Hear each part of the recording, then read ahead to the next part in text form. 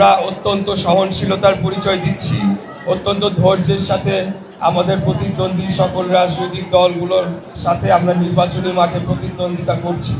কিন্তু দুঃখজনক হলেও এটাই বাস্তব যে বিভিন্ন জায়গায়, বিশেষ আমাদের এখানে কতটুকু হয়েছে আমি জানি না, কিন্তু বাংলাদেশের বিভিন্ন জায়গায় আমাদের প্রতিদ্বন্দ্বী দলের প্রার্থীরা, এক বা একাধিক দলের প্রার্থীরা বিভিন্নভাবে আমাদেরকে উস্কানোর চেষ্টা করছে, পায়ে পাড়া দিয়ে ঝগড়া করার চেষ্টা করছে, ব্যক্তিগত আক্রমণের একেবারে চরম সীমা লঙ্ঘন করে দিয়েছে।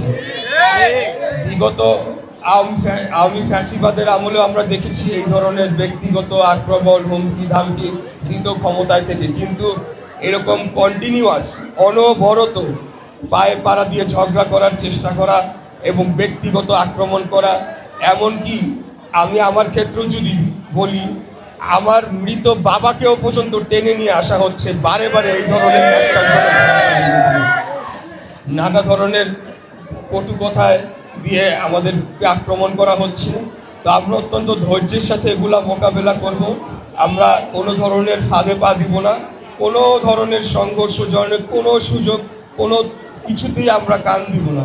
আমাদের লক্ষ্য একটাই, আগামী 12 তারিখ যে কোনোভাবে আমরা নির্বাচনটা একটা স্বাভাবিক প্রক্রিয়া অনুষ্ঠিত হবে, বাংলাদেশের জনগণ বিপুল ব্যাপক একটা জনসমাগম ঘটাবে ভোট কেন্দ্রগুলায়, এবং সকল ষড়যন্ত্র, সকল ধরনের যে ষড়যন্ত্র করা হচ্ছে সেগুলা পানির সাথে ধুলার সাথে উড়ে যাবে, পানির সাথে ভেসে যাবে, কোনো কিছু আমাদেরকে আটকাইতে পারবে না ইনশাআল্লাহ। এটা স্পষ্ট হয়ে গিয়েছে যে প্রতিদ্বন্দ্বী রাজনৈতিক দলগুলা তারাই আসলে ক্ষমতাসীন হয়েছিল বিগত 24-এর 5ই আগস্টের পর থেকে। এখন যেহেতু একটা নির্বাচনের মাধ্যমে রাজনৈতিক ক্ষমতার পট পরিবর্তনের সময় চলে এসেছে, তারা ক্ষমতাচ্যুত হওয়ার ভয়ে যেহেতু তাদের ক্ষমতা চলে যাবে, সে কারণে আমার মনে হচ্ছে যে তারা যে কোনো মূল্যে নির্বাচনের আগে একটা সাংঘর্ষিক পরিস্থিতি তৈরি করতে চাচ্ছে, যাতে শেষ বেলায় গিয়ে তারা বলে যে আমাদের লেভেল প্লেইং ফিল্ড নাই, আমরা নির্বাচনে যাব না, নির্বাচনটা বানচাল করা যায় কিনা। তবে কোন দল কি করলো না করলো তাতে কিচ্ছু আসে যায় না, আমাদের কোন প্রার্থী কি বললো তাতেও কিছু আসে যায় না।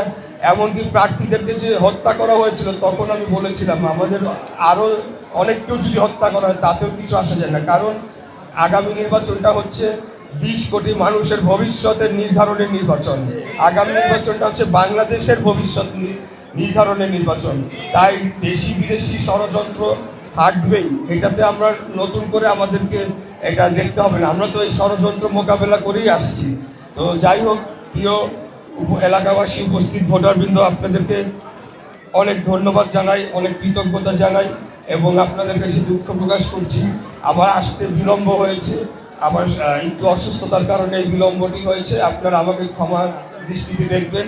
আমি আমার সর্বোচ্চ দিয়ে চেষ্টা করে যাচ্ছি, প্রাণপণ চেষ্টা করে যাচ্ছি এই আসনটি বাংলাদেশ জাতীয়তাবাদী দলকে উপহার দিতে, আমাদের নেতা তারেক রহমানকে এই আসনটি